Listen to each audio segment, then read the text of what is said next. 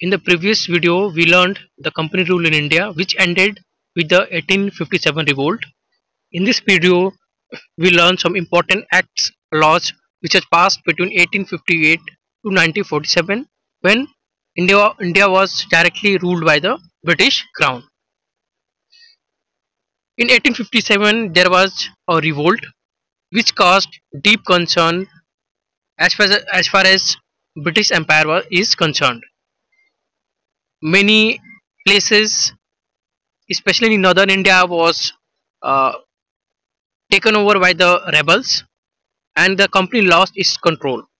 It took months for the British Empire to regain the control of this lost territory.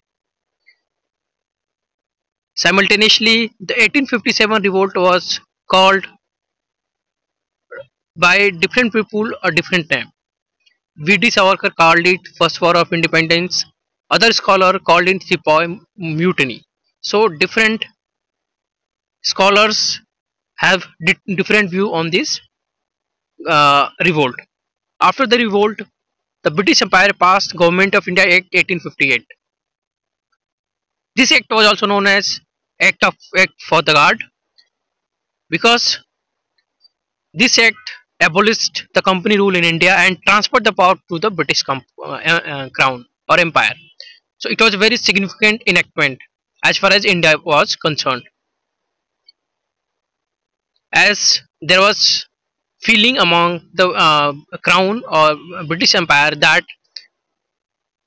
there should be cooperation with Indian people, because without the cooperation of Indian people, it will be impossible to rule India, or very difficult at least. In this process, the British Empire passed three acts, namely Indian Council Act of 1861, 1892 and 909.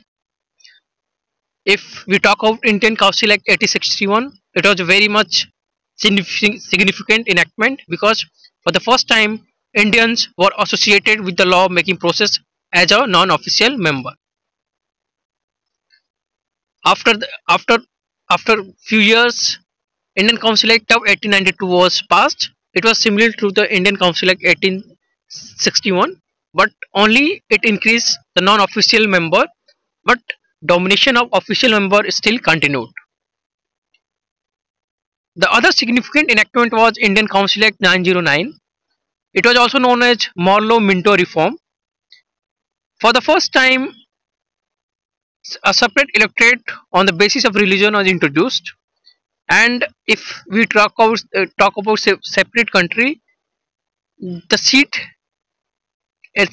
for the separate nation can have or can be found in Indian Council Act of 909.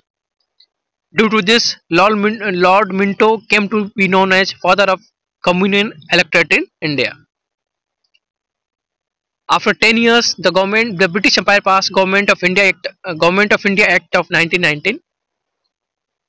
Its objective was to increase the participation of Indian in the administration of the government. And other significant point was that diarchy was introduced. Diarchy means dual rule in the simple terms. After that, Simon Commission came and submitted its report, and after that, the Government of India Act of 1935 was passed. It provided for the establishment of federation. At the same time, it abolished the diarchy in the provinces and introduced the provincial autonomy. The last act before the British left India was Indian Independence Act of 1947.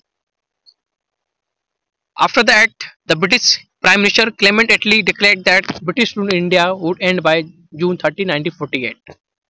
Thank you.